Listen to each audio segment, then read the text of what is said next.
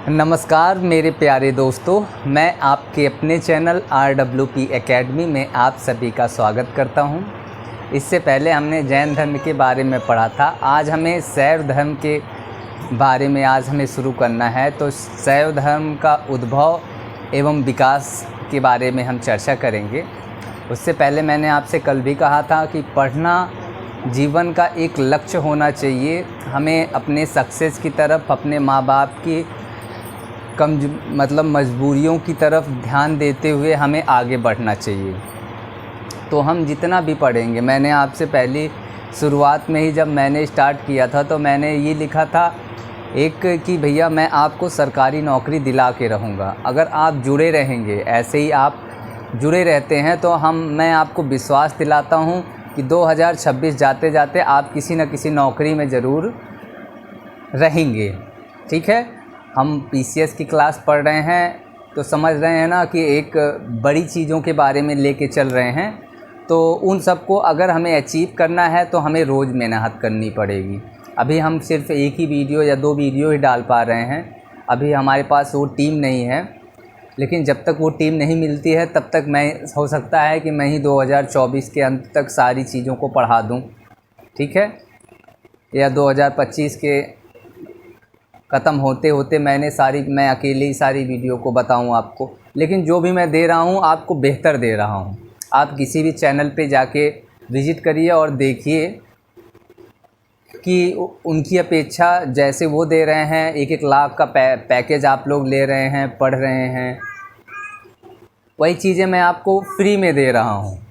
तो आपको मेरी भी यूट्यूब पे देखना चाहिए मेरी भी वीडियो को आप लोगों को। और जो मेरे प्यारे दोस्त मित्र हैं, भाई बहन हैं, उन सब से भी मैं कहना चाहता हूँ कि सभी लोग आइए मेरे चैनल पे विज़िट करिए और मेरी वीडियो को देखिए। ठीक है मेरे प्यारे दोस्तों, अब हम चलते हैं अपने टॉपिक पे। ठीक है, हमारा आज का टॉपिक है शैव धर्म का उद्भव एवं विकास। इसे मिटाया जाए।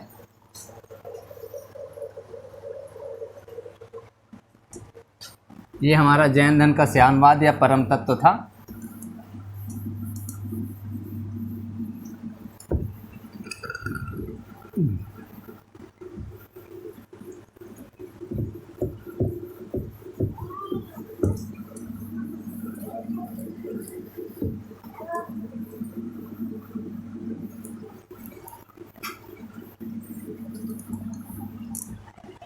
ठीक है मेरे प्यारे दोस्तों,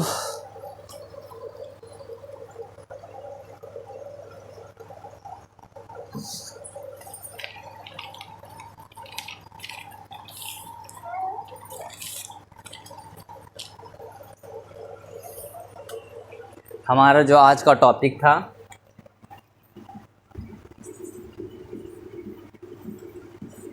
शैव धर्म का उद्भव एवं विकास। ठीक है, हमारा टॉपिक है शैव धर्म का उद्भव एवं विकास। पहली चीज़ तो हमें जान लेते हैं कि शैव धर्म, ठीक है, ये वह धर्म है जिसमें भगवान शिव जो है इस धर्म के संस्थापक हैं। ठीक है, तो लिख लेते हैं एक लाइन में पहले शैव धर्म के बारे में। ठीक, वह धर्म जो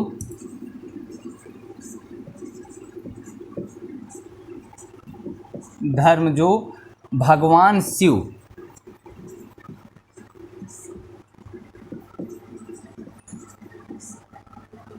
के द्वारा संपादित है।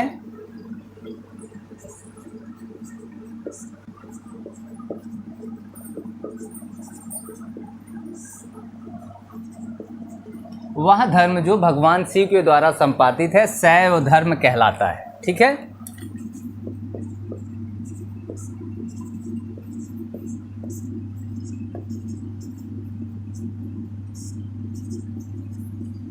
समझ में आ गई बातें। शैव धर्म मतलब शिव शंकर या महादेव भी कुछ लोग कहते हैं इनके 28 अवतार हैं, उन 28 अवतारों के बारे में बताया जाएगा। लेकिन अभी जो है भगवान शिव के द्वारा जो संपादित धर्म है उसे ही हम शैव धर्म कहते हैं। ठीक है, हेडिंग डालने या नंबर डाल के लिखना हो तो लिख लीजिएगा। और सबसे पहले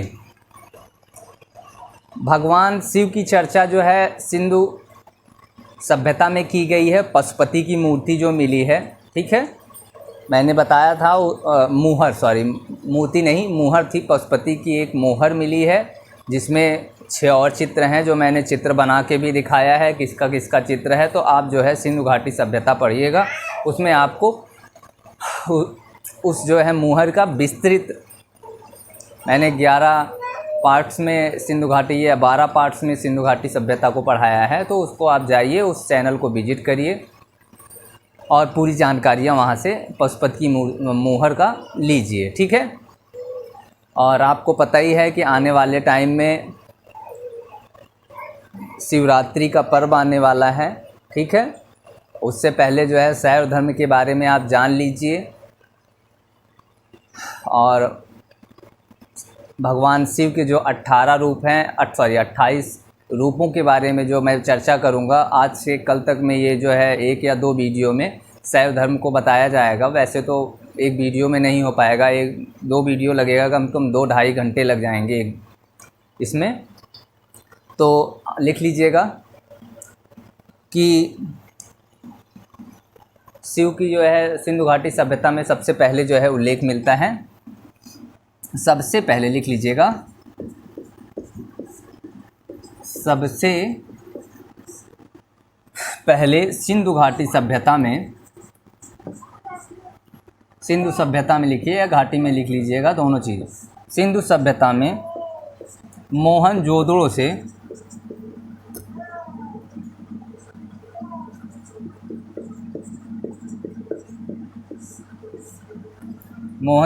से मिली एक मुहर पर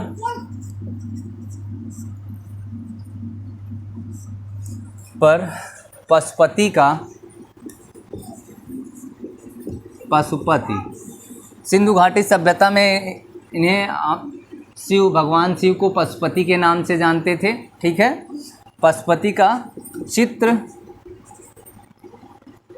अंकित है।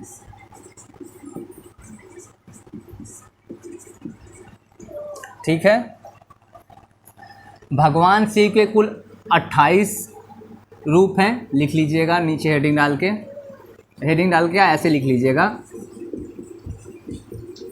भगवान शिव के कुल 28 रूप हैं। ठीक है, और भगवान विष्णु के 10। ठीक है, लिख लीजिएगा, भगवान विष्णु के कुल 10 रूप हैं। ठीक है, ये पूछ सकता है, कई एग्ज़ामों में पूछा गया है कि भगवान शिव के कितने रूप हैं। ठीक है, 10, 15, 28, 30। तो ये जान लीजिए भगवान शिव के कुल 28 रूप हैं। और अगर पूछेगा भगवान विष्णु के कितने रूप हैं, तो भगवान विष्णु के 10 रूप हैं। ठीक है, यहाँ तक की सब बातें समझ में आई। सबसे पहले अगर पूछेगा तो सिंधु घाटी सभ्यता में मोहनजोदड़ो की एक मुहर पे जो है पशुपति की मूर्ति प्राप्त हुई है। उसी मूर्ति पे क्या हुआ है, भगवान शिव को, वो मूर्ति जो है भगवान शिव की मानी गई है। ठीक है, आ गई बातें समझ में। जूता जो है देख लेते हैं। हाँ, तो यहाँ तक आ गई है, तो हम आगे चलते हैं अब। और जो भगवान शिव के नित्य शैली जो है 108 जो है उनकी नित्य शैलियों का जन्म दिया है भगवान शिव ने, 108 नित्य शैली को। ठीक है, ये याद रखिएगा, लिख दे रहा हूँ, भगवान शिव के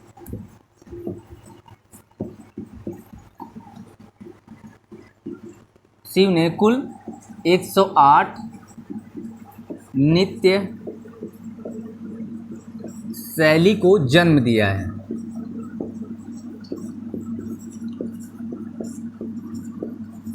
आजकल जो भी नाच गाना होता है ये समझ लीजिएगा उनकी शुरुआत भगवान शिव ने ही की है। ठीक है, ये जो नाच का आज प्रचलन है ये किसकी देन है? भगवान शिव की देन है। ठीक है, और नृत्य में हम नाच के दिखाते हैं। ठीक है, वो मुंह से तो किया नहीं जाता, इसीलिए भगवान शिव को आचार्य भी कहा गया है। लिख लीजिएगा, इसीलिए भगवान शिव को आचार्य या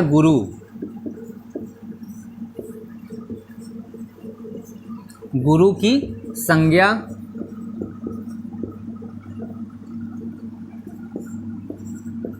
दी गई है।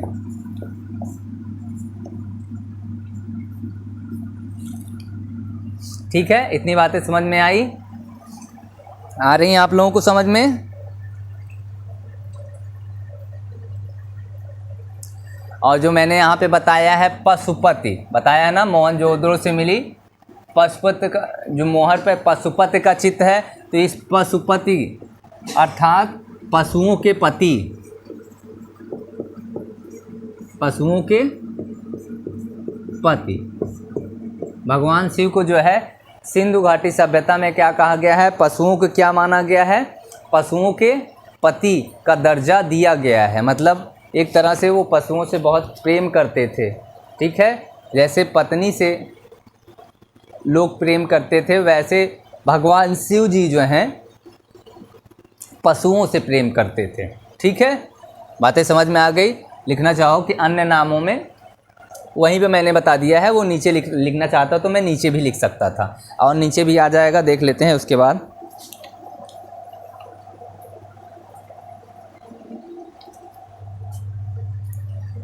हाँ, ऋग वैदिक काल में, ठीक है, सिंधु घाटी सभ्यता के बाद हम ऋग वैदिक काल के बारे में भी मैंने बताया है सिंधु घाटी सभ्यता में ही। तो ऋग वैदिक काल में भगवान शिव को रौद्र या रौद्र के रूप में बताया गया है। लिख लीजिएगा, ये भी नीचे आ रहा है अभी।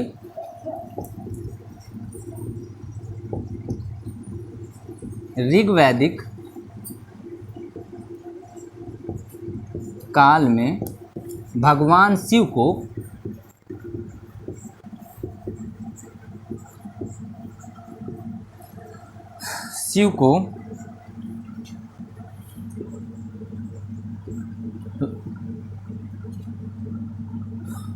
रुद्र रूप में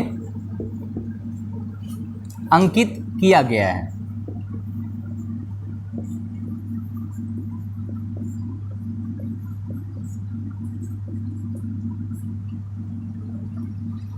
और ऋग्वेद में भेषज के रूप में, ऋग्वेद में इनका उल्लेख है, भगवान शिव का उल्लेख है किस नाम से? भेषज के भेषज, मतलब चिकित्सकों के चिकित्सक। लिख लीजिएगा इसे भी। ऋग्वेद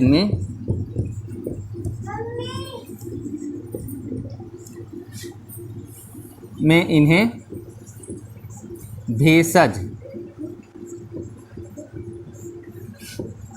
के भेषज मतलब चिकित्सकों के चिकित्सक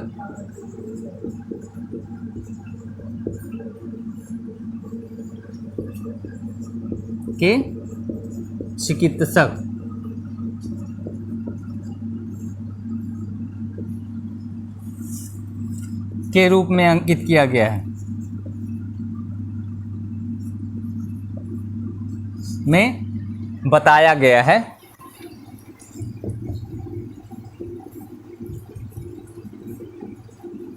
ये अंकित किया गया है, शायद इतना ही आएगा। हाँ, इतना ही आ रहा है। ठीक है, तो आप लोग इसे लिखिए, फिर हम आगे चलते हैं।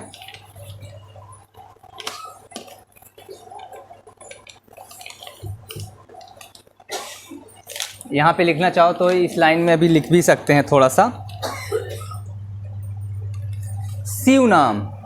शिव जो नाम है, ये सबसे पहले यजुर्वेद में शिव नाम का उल्लेख किया गया है। ठीक है, सबसे पहले लिखना चाहिए तो लिख लीजिए, यहाँ पे आ जाएगा। सबसे पहले शिव नाम यजुर्वेद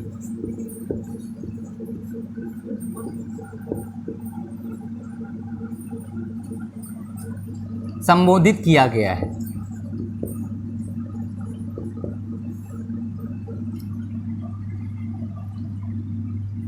यजुर्वेद में संबोधित किया गया है।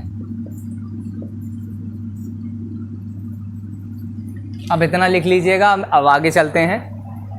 आप लोग वीडियो को रोकिएगा और रोक के लिख लीजिएगा। अब हम मिटाते हैं, ठीक है। और शिव शंकर की संकल्पना भी इसी वेद में भी किया गया है। लिखना चाहो तो नीचे लिख लो। शिव शंकर की संकल्पना भी यजुर्वेद में ही की गई है। थोड़ा सा लिख दे रहे हैं।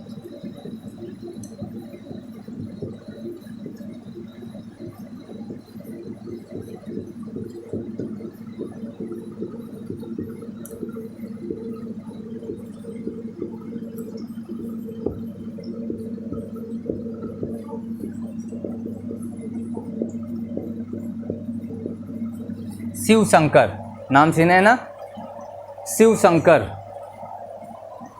शिव शंकर नाम भी जो है यजुर्वेद से ही में ही मिलता है।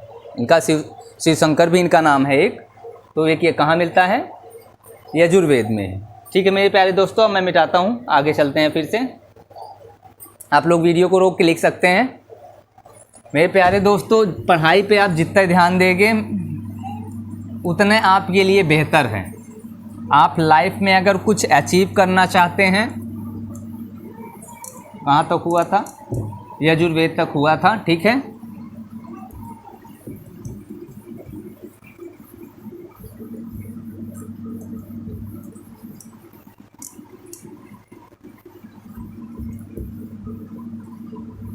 यजुर्वेद तक हो गया है।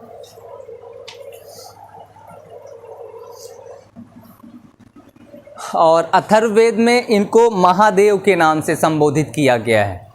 अथर्ववेद में इन्हें किस नाम से? महादेव के नाम से संबोधित किया गया है। लिख लीजिए ये भी। अथर्व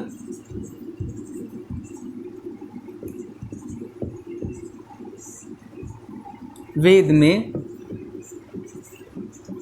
इन्हें महादेव के नाम से संबोधित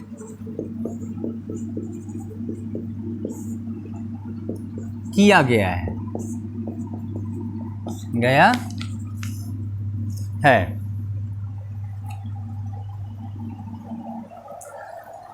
और ब्राह्मण ग्रंथों में इन्हें सहस्राक्ष कहा गया है। सहस्राक्ष इनको ब्राह्मण ग्रंथों में इन्हें क्या कहा गया है? सहस्राक्ष कहा गया है। लिख लीजिएगा।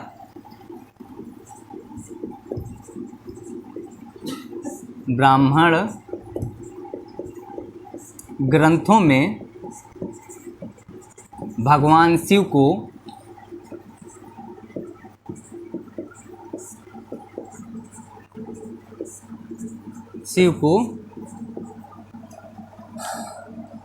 सहस्राक्ष कहा गया है।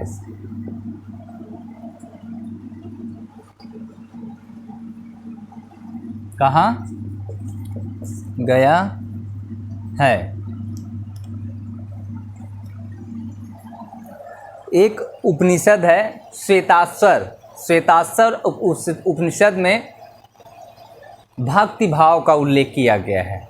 भगवान शिव के भक्ति भाव का उल्लेख किसने किया गया है? श्वेताश्वर उपनिषद में भगवान शिव के भक्ति भाव, मतलब जो पूजा भगवान की आराधना पूजा कैसी की जाती है भगवान शिव की, उसका उल्लेख किसमें किया गया है? श्वेताश्वर उपनिषद में किया गया है। तो लिख लीजिएगा।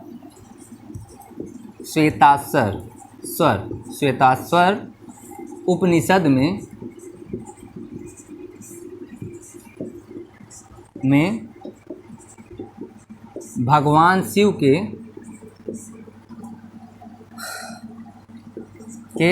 भक्ति भाव का उल्लेख किया गया है।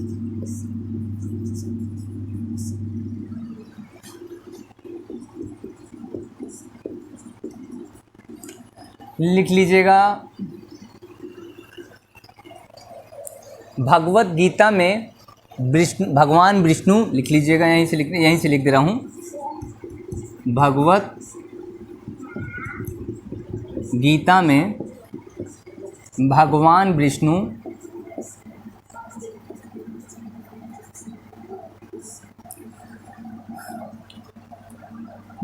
ने भगवान शिव को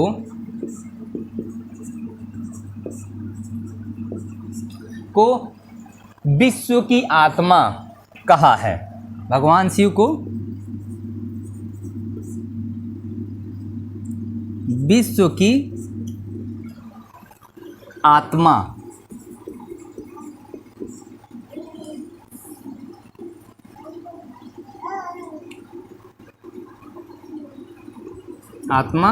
कहा है। ठीक है, भगवत गीता में भगवान विष्णु ने क्या कहा है? भगवान शिव को विश्व की आत्मा। क्वेश्चन पूछता भी है और पूछा भी है, पूछ सकता है कि भगवत गीता में विष्णु जी कहिए या भगवान कृष्ण कहिए, ठीक है। तो भगवत गीता में भगवान या फिर डायरेक्ट विष्णु भी लिख सकता है, भगवान ना लिखे, ठीक है। तो भगवत गीता में भगवान विष्णु जी ने भगवान शंकर को किस नाम से उनका उल्लेख किया है? क्वेश्चन रहेगा तो आपका आंसर रहेगा विश्व की आत्मा के रूप में जो है भगवान शिव का उल्लेख किया गया है भगवत गीता में। ठीक है, इतनी चीज़ें समझ में आ गई हैं।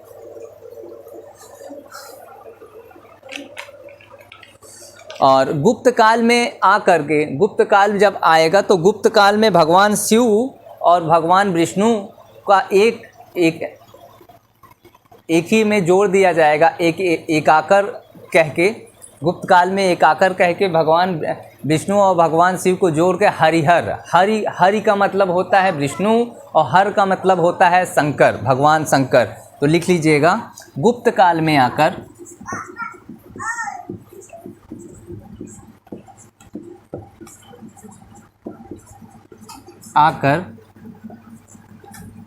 भगवान विष्णु और भगवान, आप लोग विष्णु और शंकर भी लिख सकते हैं जो ना मानने वाले हों, ठीक है, इसमें कोई दिक्कत नहीं है। विष्णु और भगवान शिव को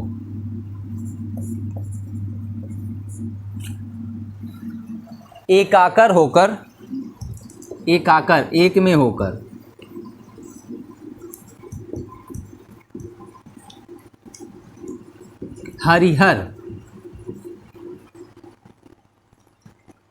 हरिहर के स्वरूप में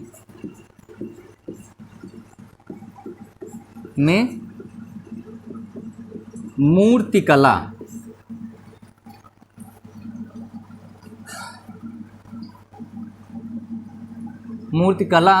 के रूप में दर्शाया गया है।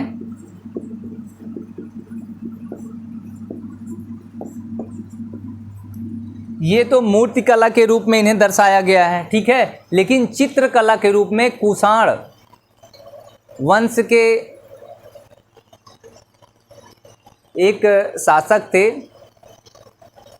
हुविक्स, ठीक है, उन्होंने अपनी मुद्रा पे चित्रकला, जो अपनी मुद्रा पे जो है भगवान शिव और भगवान विष्णु का उल्लेख, इससे पहले गुप्त काल से पहले चित्रकला था, तो चित्रकला में जो है लिख लीजिए, इसे भी लिखना चाहे तो दर्शाया गया है। इससे पहले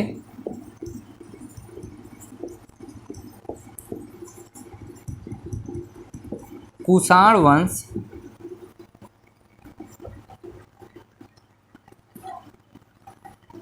या कुषाण वंश लिखिए, कुषाण काल कहिए, में चित्रकला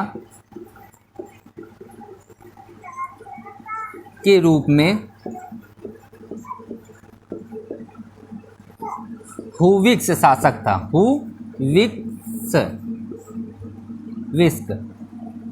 हुविक्स की मुद्रा पर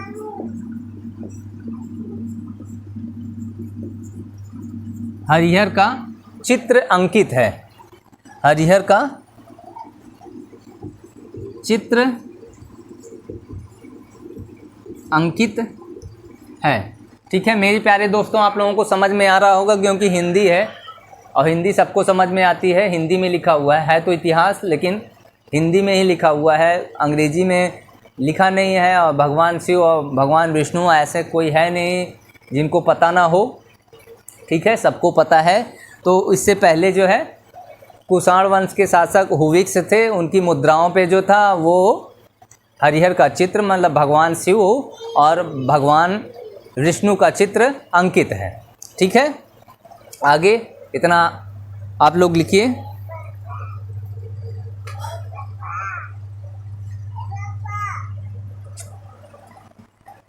एक मिनट रुक जाइए कोई।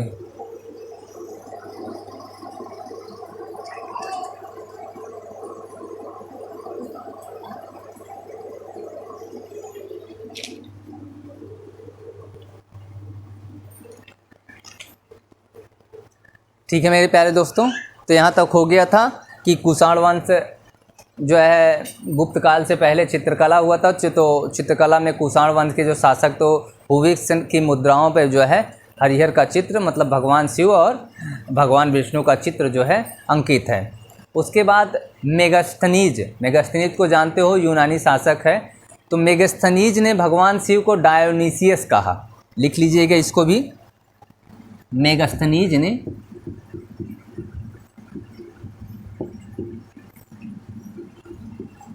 भगवान शिव को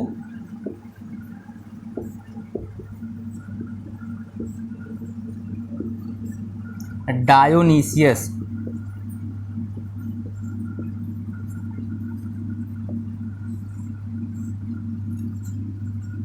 कहा। अगर कहीं भी डायोनीसियस लिखा हुआ आता है तो मतलब समझ गए वो किसके लिए है, भगवान शिव का ही एक नाम है। लेकिन यूनानी जो यात्री था मेगास्थनीज, उसने ये नाम दिया था। ठीक है, डायोनीसियस। और भगवान विष्णु लिख लीजिएगा, एक भगवान विष्णु को भी कहा था।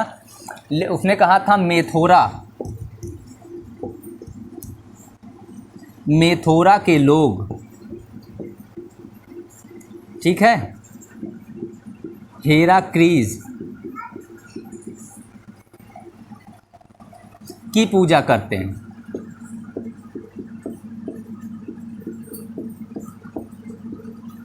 मेथोरा के जो लोग थे मतलब मथुरा के जो लोग, तो मेथोरा मीन्स होता है मथुरा। ठीक है, मथुरा के लोग हेराक्लीस मतलब हेराक्लीस लिख लीजिएगा, भगवान विष्णु।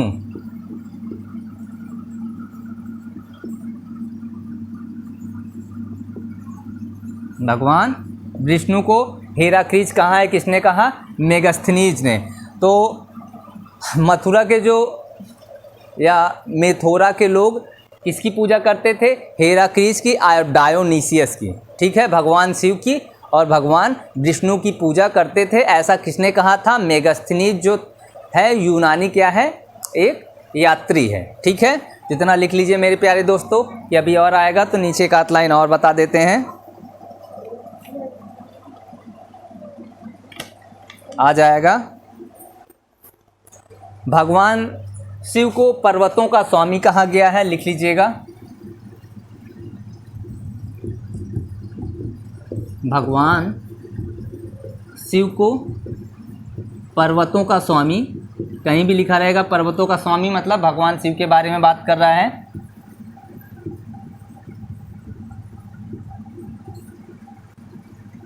पर्वतों के लिखिएगा, अच्छा नहीं लग रहा है, स्वामी।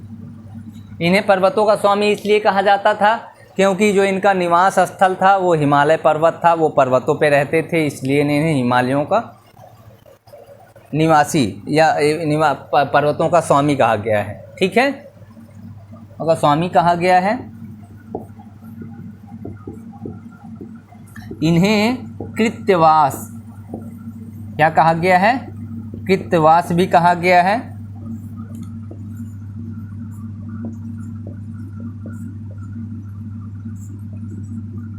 इतना लिख लीजिए मेरे प्यारे दोस्तों, तो मैं आगे चलता हूँ।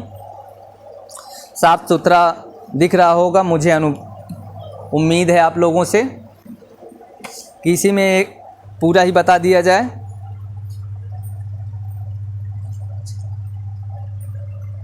ठीक है, दक्षिण भारत में, ठीक है, भगवान शिव को विरूपाक्ष कहा गया है। ठीक है, कृष्णा नदी का नाम सुना होगा, दक्षिण भारत में है। तो कृष्णा नदी के जो दक्षिण का क्षेत्र है, ठीक है, वो पूरा का पूरा क्षेत्र जो है विरूपाक्ष जी का था, मतलब भगवान शिव जी का था। और भगवान शिव जी का दो और अन्य नाम है दक्षिण भारत में, उसके बारे में भी मैं आपको बता देता हूँ। ठीक है, तो लिख लीजिएगा यहाँ पे, दक्षिण भारत में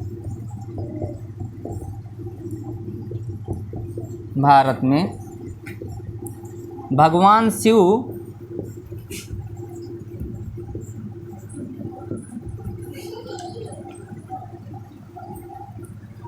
शिव का प्रचलित नाम विरूपाक्ष है। विरूपाक्ष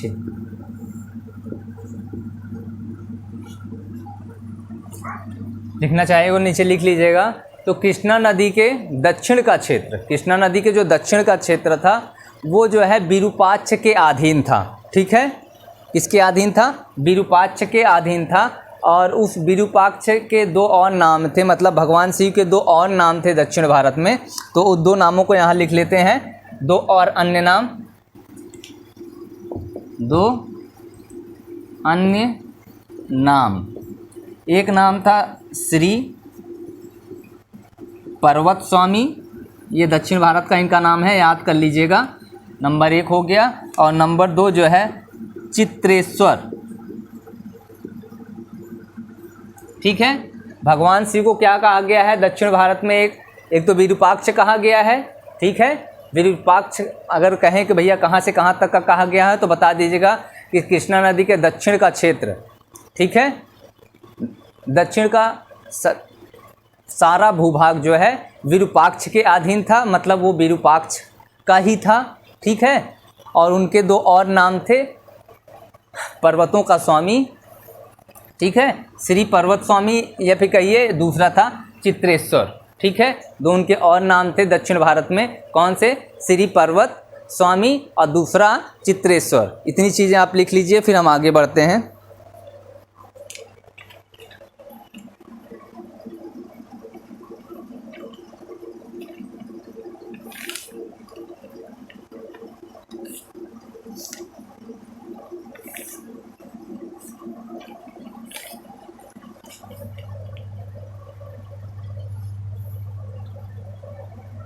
ठीक है, तो अब मेरे प्यारे दोस्तों आप लोग रोक के लिख लीजिएगा। ठीक है, इसे मिटाया जाए क्योंकि काफ़ी ज़्यादा बताना होता है और हम पीसीएस के स्टूडेंट हैं, तो ऐसे हर एक चीज़ वैसे भी मैं आपको बताते जा रहा हूँ, लिखते जा रहा हूँ। ऐसे कोई नहीं बताता, कोई नहीं लिखता। तो आप लोग जो है इतनी मेहनत जितना मैं कर रहा हूँ उतना आप भी कीजिए। और आप जो है कोई भी टॉपिक आप छोड़िए मत, कोई भी टॉपिक मत छोड़िए। ये जितनी भी टॉपिकें मैं बता रहा हूँ इनसे क्वेश्चन आते ही रहते हैं। किसी भी एग्ज़ाम में आप बैठेंगे और अगर शैव धर्म से अगर पूछता है तो शैव धर्म का मैं सब कुछ बता दूंगा। उसमें से आपका कोई भी एक भी क्वेश्चन प्री में तो जा ही नहीं सकता। ठीक है, और प्री जब ख़त्म हो जाएगा तो इसके बाद हम लोग मेंस में भी चलेंगे, मेंस के बारे में बताएंगे, सब कुछ बताया जाएगा, कुछ भी नहीं छोड़ा जाएगा। आप लोग एकदम निश्चिंत रहिए।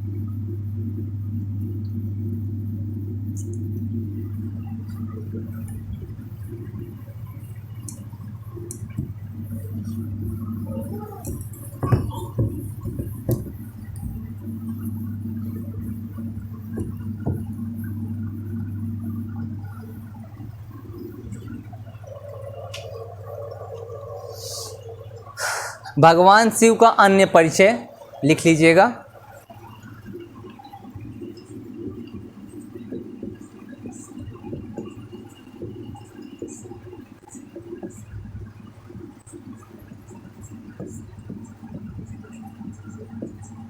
अन्य परिचय।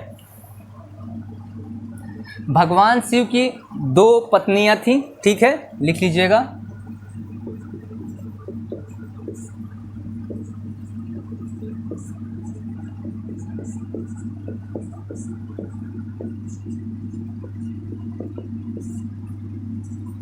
जी, उत्तर भारत जो था, उत्तर भारत में उनकी पत्नी का नाम पार्वती था, लिख लीजिएगा।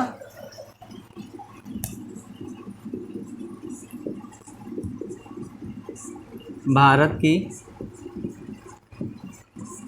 पत्नी का नाम पार्वती था तथा दक्षिण भारत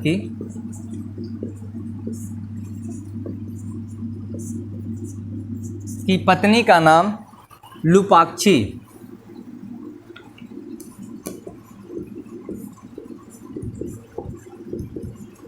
का नाम लूपाक्षी अभी क्लियर नहीं है कि लूपाक्षी एक मंदिर था नंदी जी का, तो शायद नहीं। पत्नी का नाम पांडव शासक की पुत्री लूपाक्षी, अभी लिख लीजिएगा।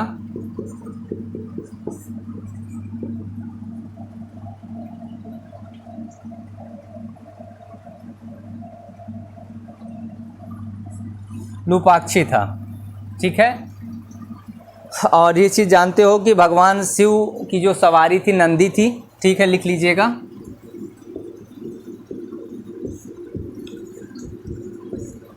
शिव का वाहन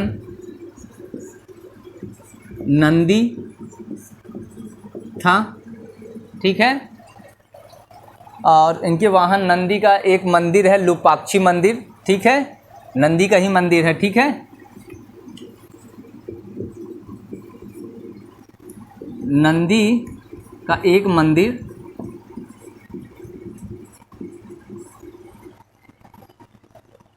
लूपाक्षी मंदिर,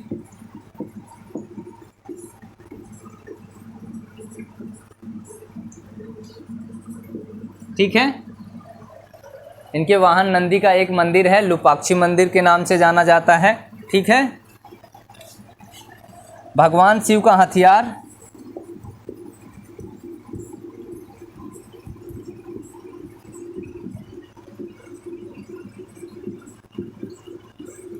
हथियार या अस्त्र लिखिएगा यहाँ पे, ठीक है। एक तो पिनाक है, पिनाक में जो धनुष है, और दूसरा सभी को पता है त्रिशूल, ठीक है। भगवान शिव के 2 अस्त्र हैं, पहला कौन है, पिनाक, या पहला कह सकते हैं त्रिशूल, दूसरा कह सकते हैं पिनाक, या पहला कह सकते हैं पिनाक, दूसरा कह सकते हैं त्रिशूल। भगवान शिव के 2 पुत्र हैं, ठीक है। भगवान शिव के पुत्र,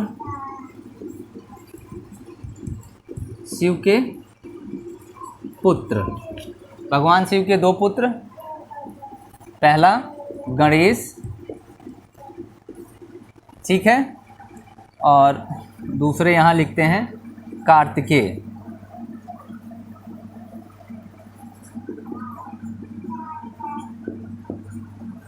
ठीक है। दूर दूर इसलिए लिखते हैं कि इनके बारे में बताना है, ठीक है। गणेश का वाहन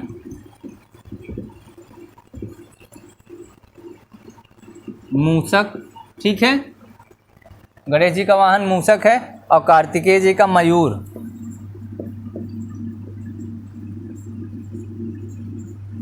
ठीक है। कार्तिकेय जी का वाहन क्या है, मयूर है। एक चीज़ें क्लियर हो गई। दूसरी चीज़, गणेश, भगवान शिव ने ये कहा है कि गणेश जी की पूजा सर्वप्रथम होगी, क्योंकि इनको विघ्नहर्ता कहा गया है, ठीक है, दुखों को हल लेने वाला कहा गया है। समझ में आ रही है बातें? ठीक है, इसीलिए इनका जो इनको पहले क्या है, इन्हीं की पूजा कर लो, सारे दुखों को ये हल लेंगे, उसके बाद दूसरे भगवान की पूजा करिए, ऐसा भोले बाबा ने, भगवान शिव ने कहा है। ठीक है, तो लिख लीजिएगा पूजा प्रथम। ठीक है, इनकी पूजा क्या होगी, प्रथम होगी। और लिख लीजिएगा इन्हें विघ्नहर्ता,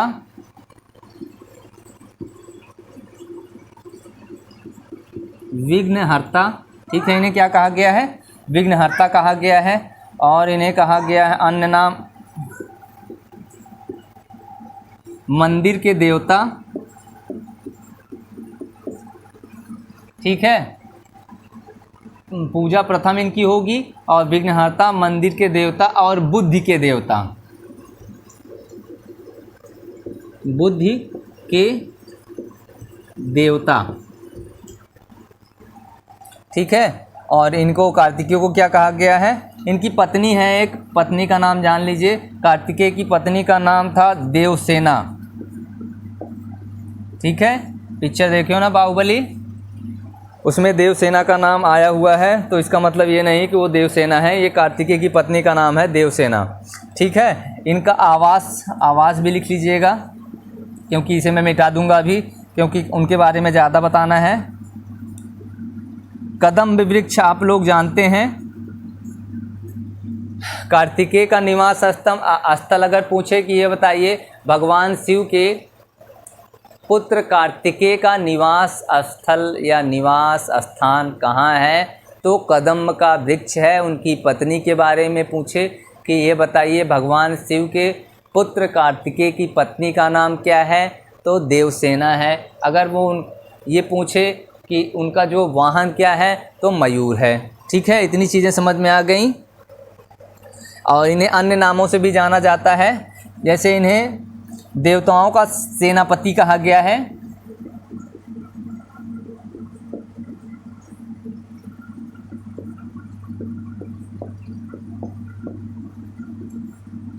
और इन्हें युद्ध का देवता भी कहा गया है।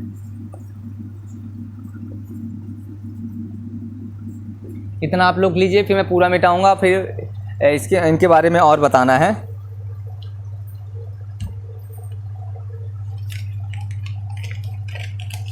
लिखना चाहें तो देख लेता हूँ, अगर आ जाएगा तो उसको भी नीचे ही बता देता हूँ मैं, नहीं आ जाएगा अभी।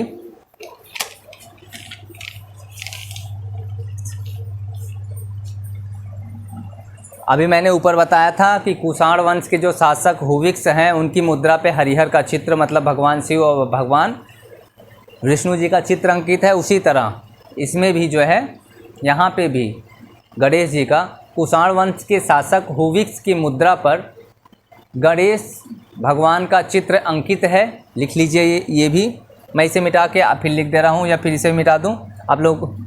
चलिए एक बार लिख दे रहा हूँ, थोड़ा सा यहाँ मिटा के। बुद्धि के देवता गणेश भगवान को कहा गया है, इतना याद रखिएगा। कुषाण वंश के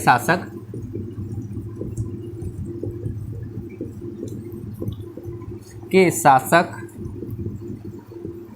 हुविक्स की मुद्रा पर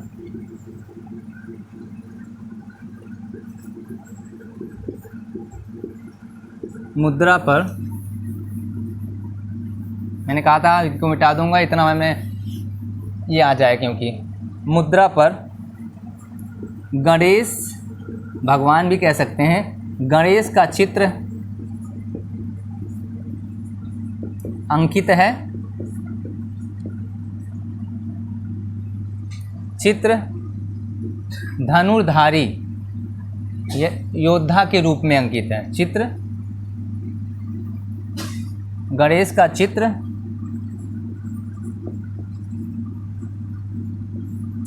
धनुर्धारी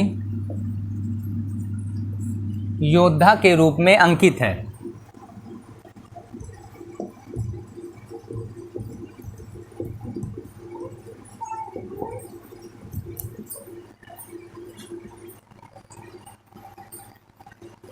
अंकित है। ठीक है, भगवान शिव को कहीं भी लड़ते हुए नहीं देखा गया है, याद रखिएगा। वो पूछ सकता है कि भगवान शिव का धनुर्धारी योद्धा के रूप में कहाँ अंकित है, तो वो जो है कुषाण वंश के शासक हुविक्स की मुद्रा पर जो है गणेश भगवान का चित्र धनुर्धारी योद्धा के रूप में, मतलब एक लड़ने वाले देवता के रूप में जो है इन्हें हुविक्स की मुद्राओं पर इनका चित्र दिखाया गया है। वैसे कार्तिकेय को कहा गया है युद्ध का देवता या सेनापति भी कहा गया है, युद्धों का सेनापति, ठीक है। उनको दो नाम दिया गया है। इन्हें क्या कहा गया है, याद रखिएगा। प्रथम मैंने बताया है तो गणेश कहा ही जाता है, ठीक है। विघ्नहर्ता कहा गया है, मंदिरों के देवता कहा गया है और बुद्धि का देवता कहा गया है, ठीक है।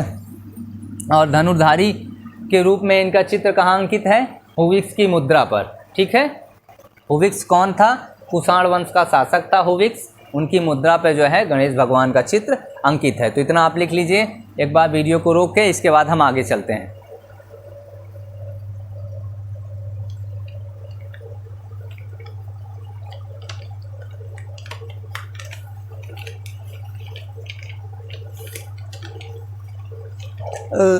ठीक है, हम मिटाते हैं, आगे चलते हैं।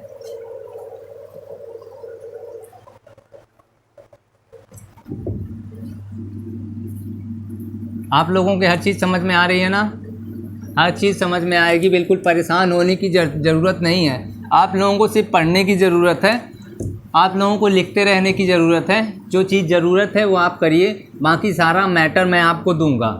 इतना आपको दूंगा कि आप जहाँ भी जाएंगे सफलता की बुलंदियों को छुएंगे, ठीक है। आपको बस सिर्फ और सिर्फ पढ़ने की ज़रूरत है, वीडियो देखने की ज़रूरत है, साथ में लिखते रहने की भी ज़रूरत है, साथ में सुनते रहने की ज़रूरत है, साथ में एकाग्र मन होना सबसे ज़्यादा ज़रूरी है। अपने मन को एकाग्र रखिए, एक जगह पे रखिए कि हमें ये काम करना है, और ये काम हम तभी कर सकते हैं जब हमारा मन, हमारा तन हर एक ही जगह पे हो और हमारा पूरा का पूरा ध्यान मेरी वीडियो पे हो, ठीक है। हमें ये लक्ष्य प्राप्त करना है कि हमें ये चीज़ें आनी बहुत ही ज़रूरी है। अगर नहीं आएंगी तो ये समझ लीजिएगा कि हम अपने लक्ष्य से बहुत ही दूर जा रहे हैं, ठीक है। तो अब हम चर्चा करेंगे भगवान शिव के अष्ट रूप। उनको 8 रूपों में जो है 8 तरह की मूर्तियां जो हैं भगवान शिव की बनाई जाती हैं, ठीक है। तो अष्ट मूर्तियों के बारे में हम उनकी चर्चा करेंगे, ठीक है। तो हम चलते हैं, हेडिंग डालिए भगवान शिव के अष्ट रूपों की चर्चा।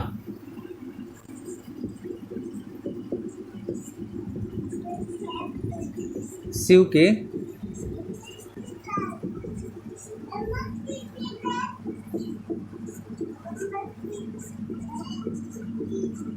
चर्चा, ठीक है। ये तो जान गए अष्ट रूप। ये इतना मैं बता दे रहा हूँ कि भगवान जो है शिव हैं,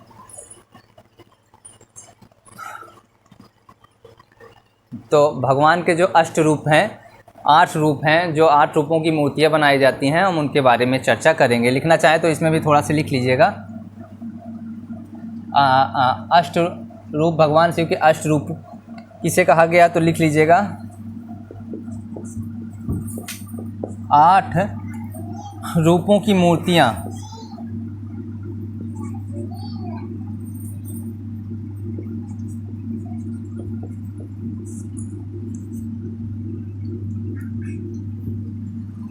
आठ रूपों की मूर्तियाँ बनाई गई।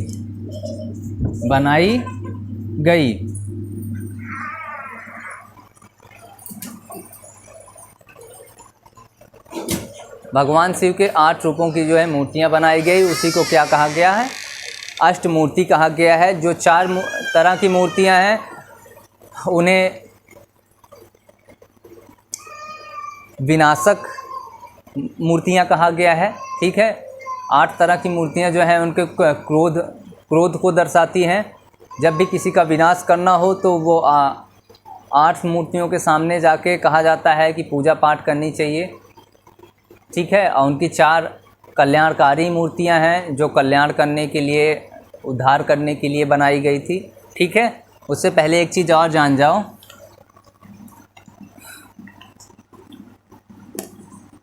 भगवान शिव के रौद्र रूप,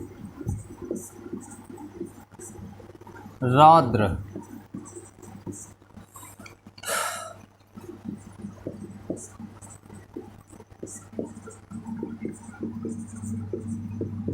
भगवान शिव के रौद्र रूप की आराधना के लिए एक यज्ञ कराया जाता था, सुलगौ यज्ञ किया जाता था।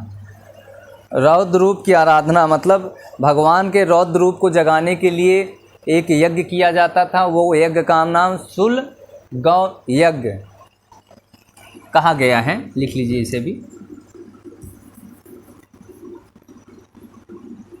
आराधना के लिए सुलगौ यज्ञ किया जाता था। ठीक है, भगवान शिव के रौद्र रूप को बाहर करने के लिए उनको कौन सा यज्ञ करना पड़ता था? सुलगौ यज्ञ किया जाता था। ठीक है, अब हम लिख लेते हैं एक तरफ विनाशक 4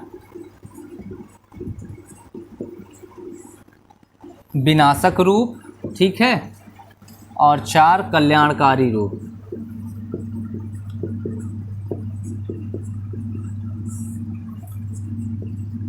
ठीक है, विनाशक मतलब विनाश करने वाले, जो उनके मतलब कहा जाता था इनकी पूजा जो है बहुत कम की जाती थी विनाशक रूपों की, क्योंकि जब किसी का विनाश करना हो तो जो है इनकी पूजा की जाती थी, और जब किसी का कल्याण करना होता था तो जो है कल्याणकारी रूपों की पूजा की जाती थी। तो लिख लीजिएगा नंबर 1 रुद्र, ठीक है, नंबर 2 उग्र, नंबर 3 असनि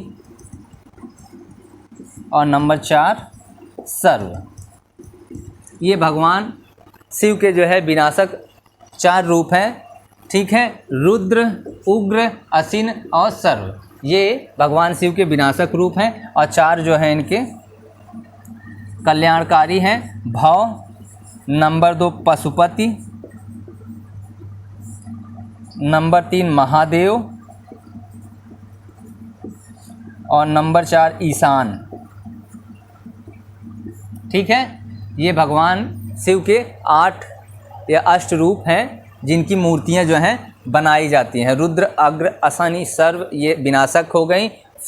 भव, पशुपति, ईशान और महादेव, ये 4 जो हैं कल्याणकारी हैं। तो टोटल 4 दूना 8 जो है अष्ट रूप, जो इनके इन्हीं 8 रूपों की जो है पूजा की जाती है, मूर्तियां इन्हीं 8 की बनाई जाती हैं, यही है। ठीक है, ज़्यादा बड़ी वीडियो बन रही मेरे प्यारे दोस्तों लग रहा है। 53 मिनट हो गया तो बंद करते हैं। ठीक है मेरे प्यारे, तो अभी तो बहुत बचा है, अभी दूसरी वीडियो में बता दिया जाएगा।